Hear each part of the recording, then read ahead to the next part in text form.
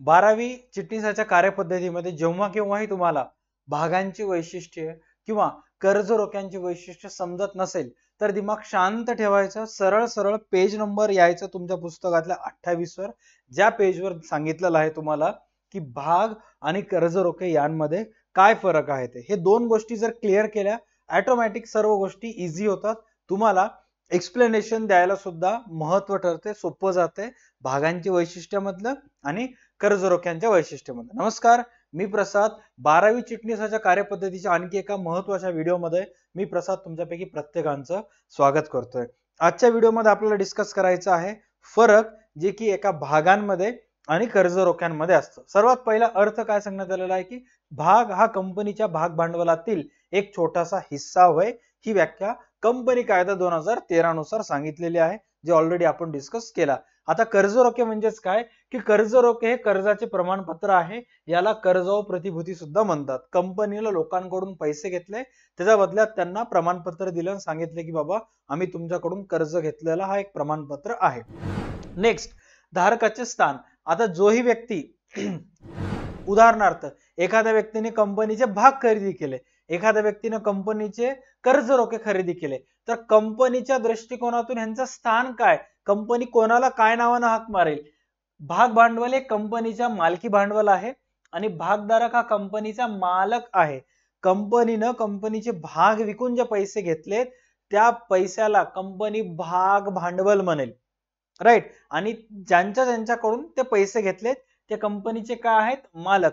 मालक म्हणजेच काय, कंपनी वर गेली तर ह्यांचे पण पैसे वाढले, कंपनी बुडाली हे पण बुडाले. जसं मालकासोबत एखाद्या कंपनीचा मालक आहे, त्यानं वर गेला सर्व भागधारक वर जाणार, त्यांना पण बुडाला सर्व भागधारक खाले. याच्या ऑपोजिट जे कंपनीचे कर्ज रोखे धारक असतात, कर्ज रोखे हे मालकीचे भांडवल नाही, कर्जाऊ भांडवल असते. कंपनी जवळचे भांडवलाचे पैसे, बट ते पैसे कुठून आले, कंपनीनं कर्ज घेतलं.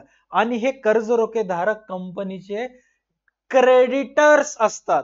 काय असतात, धनको. आपण यांना पैसे देणं बाकी आहोत. Okay, done. स्वरूप. आता स्वरूप म्हणजेच काय की बाबा जे भाग असतात, भाग हे कायमस्वरूपी भांडवल असते. कारण कंपनी जोपर्यंत आहे स्वतःहून तर भागधारकांकडून घेतलेले पैसे कंपनी परत करत नाही. म्हणून भागांचं स्वरूप कसं आहे, कायमस्वरूपी आहेत. हे कंपनीच्या कार्यकाळात परत केले जात नाहीत. बट जे कर्ज रोखे धारक आहेत हे तात्पुरत्या स्वरूपाचे. तात्पुरतं स्वरूप म्हणजेच काय, 4 वर्षानंतर तुमचे पैसे परत, 5 वर्षानंतर तुमचे पैसे परत. बट भागधारकांना कंपनी म्हणत नाही की तुम्हाला आम्ही पैसे 4 वर्षानंतर देऊ, 5 वर्षानंतर देऊ, असं म्हणत नाही. ऑलराईट. हा जर त्याच्यानंतर मतदानाचा हक्क. साधं सिंपल आहे. जे कंपनीचे भागधारक असतात त्यांना मतदानाचा अधिकार असतो, कंपनीच्या सर्वसाधारण सभेत समाविष्ट होण्याचा अधिकार असतो. तसंच जे कर्ज रोखे धारक असतात हे धनको असल्यामुळे ते मतदान करू शकत नाहीत. त्यांच्या कंपनीच्या व्यवस्थापनेत भाग सुद्धा घेऊ शकत नाहीत. का, कारण ते धनको आहेत. त्यांच्यामुळे कंपनीला काही फायदा नाही. उलट धनकोमुळं कर्ज रोखे धारकामुळे पैसे यायलेत, पैसे तर भागधारकामुळे पण यायलेत. बट कर्ज रोखे धारकांना नफा झालं किंवा तोटा झालं हे पैसे मागलेले.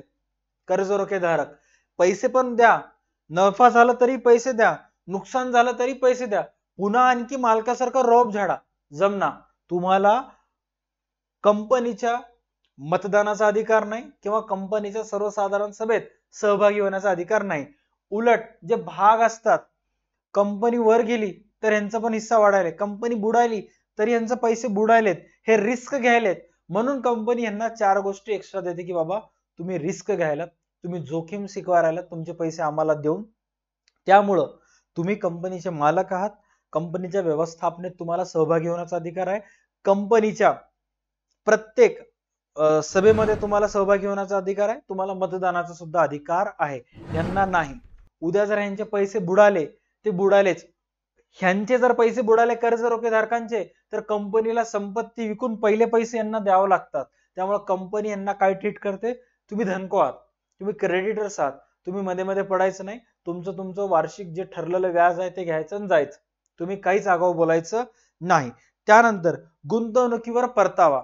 आता हे जे दोन्ही लोक कंपनीला पैसे दिलेत, भागधारक कर्जरोखेधारक ह्यांच्या बदल्यात ह्यांना काय मिळाले?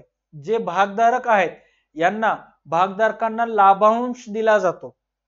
समहक्क भागधारकांना अस्थिर लाभांशाचा दर, तर अग्रहक्क भागांना स्थिर असतो. जे भागधारक आहेत समहक्क असेल कमी जास्त प्रॉफिट नुसार, अग्रहक्क आहेत ठराविक 2% 3%. बट जे कर्जरोखेधारक आहेत यांना लाभांशच्या ऐवजी काय दिला जातो? व्याज दिले जातं. कंपनीने नफा मिळवला नसेल तरीही व्याज द्यावेच लागते. आता हे जे अग्रहक्क भागधारक आहेत किंवा समहक्क भागधारक आहेत यांना कंपनीने जर एखाद्या वर्षी नफा मिळवला नाही तर कंपनी त्यांना कमी जास्त दरानं किंवा या वर्षीचं लाभांश पुढच्या वर्षी देते, ऍडजस्ट करत असते. हे ऍडजस्ट करत नाहीत. यांना पैसे पाहिजे म्हणजेच पाहिजे, व्याज द्यावं लागतं म्हणजे द्यावंच लागते. तारण बघा, भाग भांडवल हे असुरक्षित भांडवल आहेत कारण भागधारकांना तारण दिले नाहीत. आता मी ह्युंडाई कंपनीचे भाग परचेस केलं, बरोबर, 28,000च्या जवळपास माझ्याजवळ ह्युंडाईचे शेअर्स आहेत. सिक्युरिटी म्हणून कंपनीने मला काही दिलेलं आहे का तारण? काय बी नाही. उद्या जर कंपनी आज जेवढं कंपनीजवळ पैसे आहेत त्याच्यापेक्षा दुप्पट झाले तर माझ्या 2856 होतील, आणि आज जेवढं कंपनीजवळ पैसे आहेत त्याच्या अर्धे राहिले तर माझ्या 2814 होतील. माझ्याजवळ कंपनीनं तारण म्हणून काहीच दिलेलं नाहीये, म्हणून हे 28,000 रुपये, ज्या 28,000चे मी ह्युंडाईचे शेअर्स परचेस केलेले आहेत, हे माझ्या कंपनीसाठी कोणतं आहेत? असुरक्षित भांडवल आहेत. ऑन दी अदर हँड कर्जरोखेधारक, कर्जरोखेत भांडवल हे कर्जाऊ भांडवल असल्यामुळं कंपनीची मालमत्ता तारण म्हणून दिलेली असते. अदर हँड जे डिबेंचर होल्डर्स आहेत हे सुरक्षित आहेत का? कारण ह्यांच्याकडून घेतलेले पैसे जर कंपनी बुडाली तर संपत्ती विकून यांना पैसे द्यावे लागतात. त्यामुळे हे जे आहेत ते असुरक्षित आहेत. हे कशा प्रकारचे आहेत? सुरक्षित आहेत. त्याच्यानंतर वाटप करण्याची वेळ. मोस्ट प्रोबेबली जर एखाद्या कंपनीला भाग विकायचा असेल तर सुरुवातीलाच कंपनी काय करत असते? प्रारंभिक पद्धतीनं पहिल्याच टप्प्यात कंपनी काय करते? भाग वाटप करत असते. एक सर्वसामान्य संस्था जेव्हा कंपनी बनते तर कंपनी बनत असतानाच त्यांना ते भागांची विक्री करावी लागते. त्याच्यानंतर नंतरच्या टप्प्यावर जेव्हा कंपनीला वाटलं की बाबा भाग विकून सुद्धा पैसे आले नाहीत, मग कंपनी नंतर काय करते? सरळ सरळ कर्ज रोखे विकायला काढते. राईट, जसं की आपण मागच्या क्लासमध्ये बघितलं होतं की मिस्टर मुकेशला 100 करोड रुपये पाहिजे होते त्याचा व्यवसाय रन करण्यासाठी. राईट, तर त्यापैकी स्वतःजवळ 30 करोड होते. भाग विकायला काढला तर भाग कितीचे विकले? 20,000चेच भाग विकले. मग राहिलेले आता 50 करोड कसं घेणार? त्यापैकी 10 करोडचा वापर त्यानं कशासाठी केला? कर्ज रोख्यांची विक्री करा. म्हणजे सुरुवातीला जर एखाद्या कंपनीला पैसे पाहिजे असेल तर कर्ज रोख कंपनीच्या दृष्टिकोनातून कर्ज रोख्यांपेक्षा भागांची विक्री करणं कंपनीला फायदेशीर ठरते. कारण कर्ज रोख्यांना ठराविक दराने व्याज द्यावं लागते. उद्या जर नुकसान झालं तरी यांना व्याज द्यायचं आहे. नुकसान झालं तर भागधारकांना व्याज देणं, लाभांश देणं गेलं तरी चालतंय. बट ह्यांना ह्यांचे पैसे तर परत करावं लागतात ना. त्यामुळे सर्वात पहिले कोणतीही कंपनी भागांची जास्तीत जास्त पद्धतीने भागांची विक्री करून पैसे घेण्याचा प्रयत्न करत असते. मग त्याच्यानंतर जर भाग विक्री करून सुद्धा जर पैसे आले नाहीत तर कंपनी कर्ज रोख्यांचा वापर करत असते. त्यामुळं सर्वात पहिला वाटप करण्याची वेळ, सर्वात पहिले भाग वाटप केल्या जातात. त्याच्यानंतर जर पैसे आले नाहीत तर कर्ज रोखे. उपयुक्तता. आता भागांचा फायदा काय होतो? त्याच्यानंतर कर्ज रोख्यांचा फायदा काय होतो? जर कंपनीला दीर्घकालासाठी 20 वर्षासाठी, 30 वर्षासाठी, 40 वर्षासाठी पैसे पाहिजे तर कंपनी सरळ सरळ कशाची विक्री करते? भागांची विक्री. जर कंपनीला अल्प मुदतीसाठी किंवा 5 वर्ष 10 वर्षासाठी पैसे पाहिजे त्याच्यानंतर कंपनी स्वतः बघून घेईल, मग अशा वेळेस कंपनी काय करते?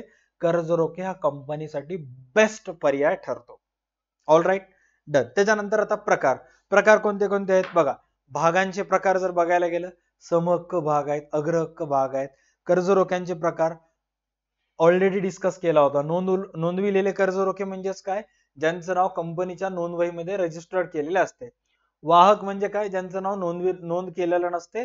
वाहक कर्ज रोखे आज राम जवळ आहेत तर उद्या श्याम जवळ, परा दिवशी हरिराम जवळ असतात. कोणाजवळही वाहक कर्ज रोखे जात असतात. आणि ह्यांना जो व्याज दिला जातो तो त्यांच्या खात्यात दिला जातो नोंदविलेल्या. वाहक कर्ज रोखेधारकांना दिलेला जो व्याज आहे तो कुपन पद्धतीने देण्यात येतो. तारण असलेले म्हणजेच काय, उद्या जर कंपनी यांना पैसे देऊ शकले नाही तर कंपनीची स्थिर संपत्ती विकून यांना पैसे घेण्याचा अधिकार आहे. तारण नसलेल्याला अधिकार नाही. हे अशा प्रकारचे कर्ज रोखे आहेत जे कंपनी कायदा 2013 नुसार अशा प्रकारचे कर्ज रोखे कोणतीही कंपनी विकू शकत नाही. परतफेडीचे कर्ज रोखे, न परतफेडीचे. परतफेडीचे म्हणजेच काय, कंपनी सरळ सरळ सांगते जर तुम्ही आमच्या कंपनीचे परतफेडीचे कर्ज रोखे धारक झालात तर 5 वर्षानंतर तुम्हाला तुमचे पैसे परत मिळतील. ठराविक कालावधी. न परतफेडीचे म्हणजे काय, स्वतःहून कंपनी दिल्याशिवाय तुम्हाला पैसे मिळणार नाहीत. निश्चित कालावधी नाही, 10 वर्ष पण चालेल, 15 वर्ष पण चालेल. जोपर्यंत एखादी एक अशी घटना घडत नाही ज्याच्यामुळे कंपनीला पैसे परत करावे लागले, कंपनी तोपर्यंत पैसे परत करत नाही. साधं सिंपल आहे. कंपनी तोपर्यंत पैसे परत करत नाही जोपर्यंत कंपनीजवळ असणार आहेत. एकदा जर कंपनीजवळ पैसे आले, कंपनी सांगेल की बाबा बस धन्यवाद, आता आम्हाला तुम्हाला व्याज देण्याची क्षमता नाही, आमच्याजवळ बऱ्यापैकी पैसे आलेले आहेत, हे घ्या तुमचे पैसे घ्या आणि निघा. ओके. परिवर्तनीय. जर तुम्हाला तुमच्या कर्ज रोख्यांचे रूपांतर भविष्यात भागांमध्ये करायचं असेल तर तुम्ही परिवर्तनीय कर्ज रोखे धारक आहात. तुम्हाला जर अशा प्रकारचा कोणता चेंजेस नको, मला शेवटपर्यंत कर्ज रोखे धारकच राहायचं आहे, मला माझ्या कर्ज रोख्यांचं रूपांतर भागात करायचं नाही, मग अशा वेळेस तुम्ही अपरिवर्तनीय कर्ज रोखे धारक होऊ शकता. All right, done. त्याच्यानंतर कंपनी विसर्जनाच्या वेळी स्थान. कंपनी विसर्जनाच्या वेळी सर्वात पहिले जे पैसे आहेत ते कर्ज रोखे धारक प्रथम दावेदार असतात, कारण त्यांना पहिले पैसे द्यावे लागते. कर्ज रोखे धारकांना पैसे दिल्यानंतर मग ठेवीधारक असतील, वित्तीय संस्था असतील, ट्रेड व्यापारी कर्जे असतील, राईट, बँकांकडून घेतलेले पैसे असतील, हे परत केल्या जातात. त्याच्यानंतर येतं अग्रहक्क भागधारक आणि मग नंतर येतं समहक्क भागधारक. All right, done. हे काही छोटं मोठं फरक होतं भाग आणि कर्ज रोख्यामध्ये. पाठांतर करा, काही काही मुद्दे सोपे आहेत. मिनिमम 6 ते 7 मुद्दे पाठ करा. परीक्षेमध्ये तुम्हाला फक्त 5 मुद्दे लिहायचे आहेत. ऑलराईट, पुढच्या क्लासमध्ये आपण चर्चा करणार आहोत ती म्हणजे ह्याच्या मागचा जो क्लास झाला होता त्याच्यामध्ये आपण चर्चा केली होती कर्ज रोख्यांचे प्रकार. या क्लासमध्ये आपण डिस्कस केलेत भाग आणि कर्ज रोख्यांमधला फरक. पुढच्या क्लासमध्ये आपल्याला अभ्यासायचा आहे ठेवींचा स्वीकार. All right, done. भेटूयात पुढच्या क्लासमध्ये. तोपर्यंत पाहता तुमचा आवडतं युट्यूब चॅनल DHO अकॅडमी. चला बाबा, take care and stay connected. व्हिडिओला लाईक करा, चॅनलला सबस्क्राईब करा. जर तुम्हाला एक्झाम मध्ये हा प्रश्न कसं लिहायचा आहे, काय नाही हे जर समजून घ्यायचं असेल, एकदम सोपे नोट्स पाहिजे असतील तर बिग बुल बॅच जॉईन करा. फक्त नोट्स पाहिजे असतील तर 100 रुपयाचा नोट्स एक्सपर्ट कोर्स परचेस करा, त्याच्यामध्ये सर्व गोष्टी लिहिलेल्या आहेत. चला बाबा, take care and stay connected.